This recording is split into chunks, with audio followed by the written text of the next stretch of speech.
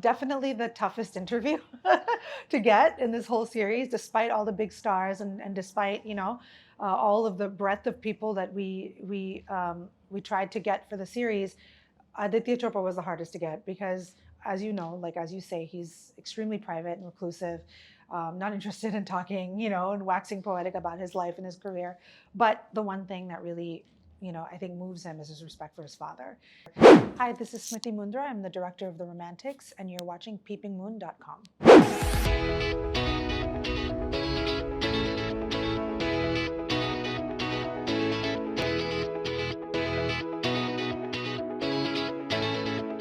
I don't know if I could talk about romance without mentioning Yash Chopra and then forward Aditya Chopra. But what stands for me, Smriti, in this interview with Peeping Moon would be I think nobody could get a woman in a romantic element better than Yashi.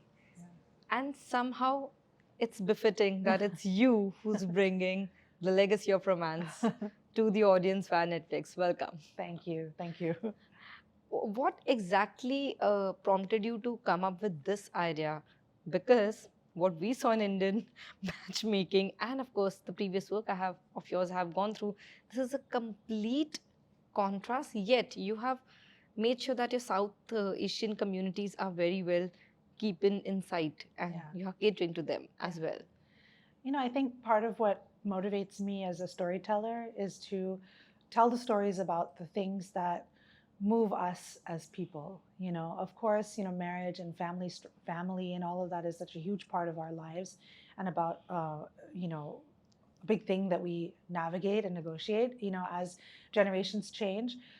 But what could be more Indian than cinema and film and these movies? So that's was sort of a natural. Maybe stylistically it's very different than my previous work, but I think in terms of intent, you can't tell the story about Indian people without telling the story about Indian cinema. What exactly and why only Yash Chopra? And of course, we'll come forward to it, but why Yash Chopra and why the genre of romance? Understood that, yes, it's integral to the Indian cinema and the narrative we have had since decades, but why just him? I think in making a film or a series and telling a story, you have to find the universal and the specific, and so I think you have to find sort of an arc and a story that an audience can follow. So of course there'd be way too much to say about the broad topic of Indian cinema. Of course, there's so many different regions and different filmmakers. You could probably make 20, 50 docuseries, on, and it still wouldn't cover, the full story about Indian cinema. So this was just a starting point. It was sort of one, I think, what the world knows of Indian cinema is romance, and what the world knows of what we call the Bollywood style was cultivated, was a vision of Yash Chopra, was cultivated by him.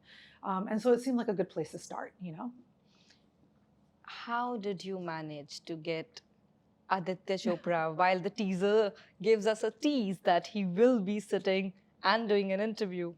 How did you even manage to convince him? I don't think the last maybe was when he won his first award for DDLJ was he did a cover shoot with Filmfare, if I'm not mistaken, and that's that. Yeah. Apart from that, he's barely seen in the media. Like barely is not even the word, if there is any other word for it. How did you manage to get him out and to talk? It was definitely the toughest interview to get in this whole series, despite all the big stars and despite all of the breadth of people that we tried to get for the series. Aditya Chopra was the hardest to get because, as you know, like as you say, he's extremely private and reclusive, not interested in talking, and waxing poetic about his life and his career. But the one thing that really, I think moves him is his respect for his father.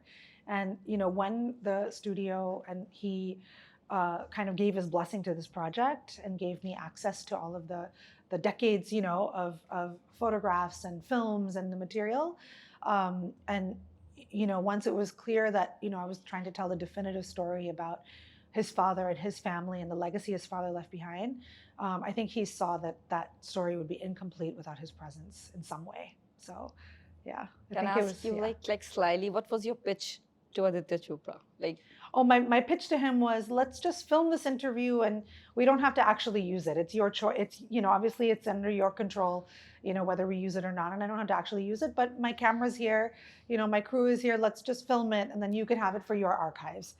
And then of course from there, you start editing it in and then from there it was no looking back. we all are familiar with your work when it comes to the docu-series, so much so that even the Academy Awards have had the shortlist for one of your projects. What actually made you get almost all the generations of the leading men who have been part of Yash Chopra cinema, from Mr. Amitabh Bachchan to SRK to Ranveer Singh? You have almost covered the entire plethora of all the stars. Yeah. Was it easy to get everyone on board, or was there a point you thought that maybe someone would say, would not say? Yeah. It was surprisingly easy to get people on board. Of course, scheduling was a whole other issue. That's difficult with such busy people. To schedule everyone. But in terms of intent, there's so much love and regard for Yash Chopra in the industry, and he is such a father, of this industry, that I think people were, for something that was about his legacy and that had the blessing of his family. I think people were eager to be involved, so I was grateful for that. I think it also happens to be Mr. Rishi Kapoor's last interaction as well. Yeah, that's right. Yeah. And what I actually found very interesting when we got the first glimpse of the trailer, the narrative, of course, came from the leading men, but all the women who have been, of course, a few of them are not here anymore, but the way he shaped the women in his films, all of them just had only one thing to say. He probably was the most progressive when it comes to showing a female character in love with so much. I don't even know the word. I just think that this is way ahead of time, even if you pick up the works from Chandni or Lamhe for that matter. Yeah. Was it interesting for you from the female perspective as well? Absolutely. And this is something that I observed in his films growing up, even before I was conscious of it or realized, there was just something that felt very different about the way he portrayed his female characters and his heroines. And of course, in the course of making the series and, sort of really methodically going through his filmography and watching all his films, that is a major trend, that you see, in all his films, is just the respect that he has for his female characters, and the way that he portrays relationships, of all kinds, but especially romantic relationships, with such complexity. I think he was way ahead of his time with that. I think he also had the way of bringing out the word which we call today as chemistry. Yes, definitely, definitely. I mean, I don't know if it was just, his genius of casting or the way that he worked with his actors. But yeah, he definitely had, or of course the stories and the scripts and everything, but he really had a knack for that. And that's like, I think that's what makes him, like, obviously he has a technical ability, he's one of the great auteurs, of this country, but I think that's what made his films really stand apart, is he just had that knack, of obviously how to present his characters, but also who to partner, who to match, and in the end give us probably the most iconic cinematic jories, as we call them. Absolutely, absolutely. Smriti, what was your first memory of any Yash Chopra film? Like, you come from film family, if I may say. Of course, yeah. If I can say so. Of course, yeah. The late father, Jag Mundhra, and then you, of course, despite the fact that you've settled overseas, but the connect with the cinema you have here. Yeah. What was your first brush with a Yash Chopra film, or did you ever meet him? I didn't meet him, though there's sort of an interesting connection. Because before I was born, my parents, this is before my dad even became a filmmaker, when he was aspiring to be a filmmaker. My parents operated a single screen movie theater in Los Angeles called the Moralta Theater. And it was the first theater, they were the first exhibitors of Hindi films. Yes, the Bollywood film exhibitors. Yeah, in the United States.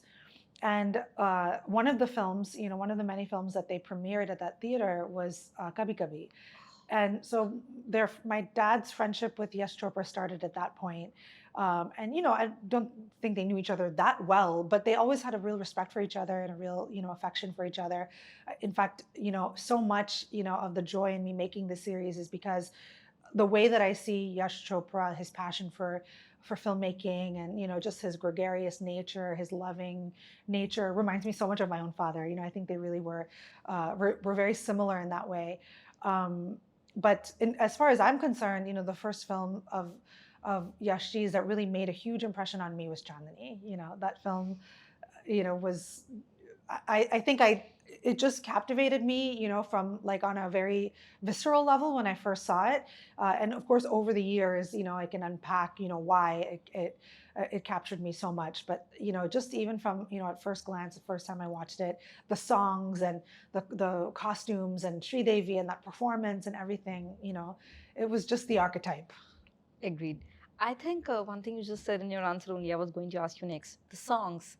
Oh my God, the music. Yeah. Music is something we often discuss, at least in today's time. It's very rare, and you can count on your fingertips the numbers which stays with you. Yeah. But take us back to those 80s and 90s, be it from Silsila to, I would say, Dil To Pagal Hai. You know the songs. You know them on your fingers, and I think the music was seamlessly embedded. Yeah. I have to compliment you because whatever teasers are we seeing and the music which you are using, it's like you're going back to the memory lane, and probably one of the best music pieces we have got from him. Thank you. Was it a conscious call that you wanted to incorporate probably all of his best musical works as well? Absolutely, absolutely, and you really see that over the decades. Yash Chopra, one thing I learned about him in the course of making the series is how much regard he had for poets and musicians, and his music. I think that's why it's so lasting. Is that it's rooted in such amazing craft, and poetry.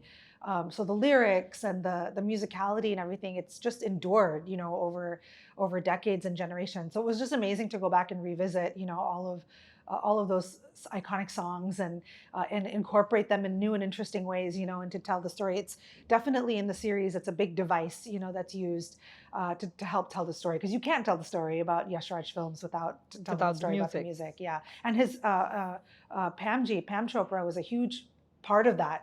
She was very instrumental in the cultivation of the music, and that's something that I had the fortune of speaking to her about extensively as well. I think, interviewed almost 35 artists, if I'm not wrong, for the docu-series. Is there something or an interview or an interaction which stayed with you? You probably heard the stories, maybe, which we'll be hearing very soon, and I'm very excited about that. Yeah. But what was your, maybe, the favorite, most interaction, which could actually give you the insight as a maker, as a creator, into the world you were about to create? I think it was, obviously Rishi Kapoor. That one, just felt like one of the best experiences of my life, on a set, was that afternoon that I got to spend with him and interview him. But also I would say Amitabh Bachchan.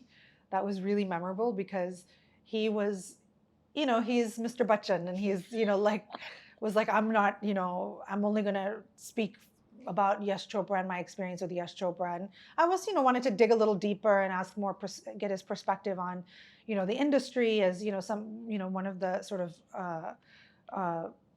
most legendary figures in the industry. And he was like, oh, I'm not talking about that. I'm not talking about that. But then he went on and answered every question I asked, and gave such amazing, thoughtful answers and such great insights. It was like a masterclass speaking with him. So on the face of it, he was very annoyed with me because I kept asking these seemingly off-topic questions.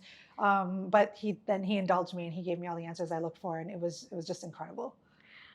One thing which also stands out in your trailer happens to be all the actors. I might be using the incorrect term here, but they feel strongly about Bollywoodizing, as we call it, the industry. Yeah. Ironically, as we speak, I would say Yash Chopra actually gave us the Bollywood romance, like what we call it, like be it to our weddings. I'm joining a connection with an Indian Matchmaking for that matter. All those chiffon saris and the grandeur and the big fat love stories, or whatever you call them, the Bollywoodization of romance, I think, came from somewhere from his cinema. But our actors today collectively are not in sync with that particular term. How did you weigh the balance between those two thoughts? I think first and foremost, this series is about nostalgia, and it's about looking back at our history and our culture of cinema, in a way that reminds us of why we love films in the first place. Exactly. And it's, I found it really hard to be cynical, when I was watching these films. And I also found that the people that I spoke with, the actors and the filmmakers, also found it difficult. You cannot watch Chandni and feel cynical about the film industry. You cannot watch DDLJ and feel cynical about the state of, Hindi cinema. Cinema. Yeah. So, I think hopefully, hopefully this series can remind people of what we love about films and not about what we hate about films. I think there's plenty of cynicism in this world as it is, and there's just, this is a part of us. These films are a part of us, for better or for worse. Whether you appreciate it or not, they're a part of us, and hopefully we can find some joy in that. As one of the taglines of DDHL says, "Come fall in love." I think it's time about come fall in loves. Yes. With the films and the romance all over again. Yes. Fun question, Smriti. If you have to be a Yash Chopra heroine, pick me one. Oh gosh, it has to be Chandni. I mean, it just has to. I'm just like enraptured by Sridevi in that film. Everything. I still I cannot keep my eyes off of it. I keep watching that film. It's just not she looks beautiful. She consumes you. She completely. She's luminous. It's just there's light that radiates from her face. And you just, it's there's really nothing that can top that as far as I'm concerned. Considering that you make your format is a docuseries one, because we are going a little fun way, if Smriti has to pick up a Yash Chopra film and give her take on it in today's light, and it's just for fun, guys, it's just for hypothetical, what would you be? Not Chandni, because I know we have swooned over Chandni multiple times, but any other film you really think in today's time, if it could be a befitting, I might not have said remake is the word, but yeah, in today's time, it would fit perfectly. Oh man, that's a really tough one. Oh goodness. I would say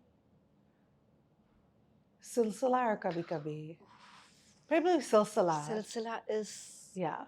Oh yes, Silsila is probably... Yeah. Yeah.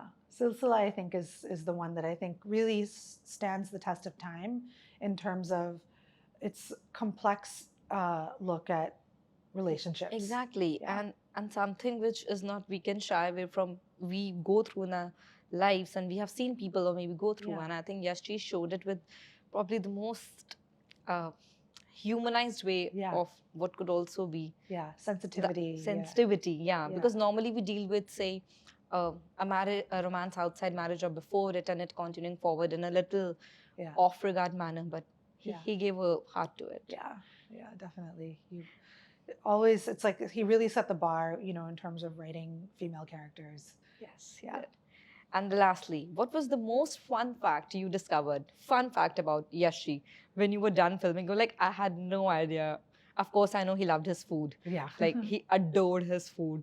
And I remember SRK once told me in an interview also that if you had to do a romantic scene, Yash Chopra would actually come forward and tell you, how to place the hand on the heroine's waist and something. Yeah. But what was anything else fun you found about? That I think people always, the people who have worked with him talk a lot about he was a real prankster on sets. Oh. And I thought that was really funny, and interesting that he was like, always like cracking jokes and pulling pranks on people on set, and it just created a really fun atmosphere when you were making a film, especially when you're dealing with heavier subject matter or more challenging physical conditions and things like that. He always kept the atmosphere light, and I think in his style of directing was constantly reminding people that this is why we love what we do, and that was like really fun, for me to learn, and definitely something that as a filmmaker I carry with me, and I hope to embody as well.